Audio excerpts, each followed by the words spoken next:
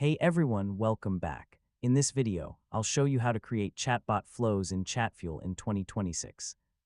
If you want to build structured conversations that guide users step by step, this guide will help you do it easily.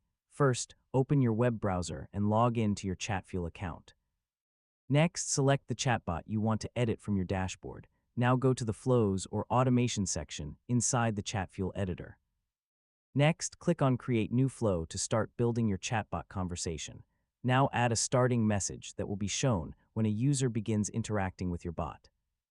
Next, build the conversation by adding messages, questions, and responses step by step. Now use buttons, quick replies, or menu options to guide users through different paths in the flow. Next, connect each response to the next step to create a smooth conversation structure. Now test your chatbot flow using the preview feature to make sure everything works correctly. Finally, publish your flow so it becomes active for users on your connected platform like Facebook or Instagram. And that's it. You've successfully created chatbot flows in Chatfuel. Your bot can now guide users through structured and automated conversations. And don't forget to like, share, and subscribe for more helpful tutorials.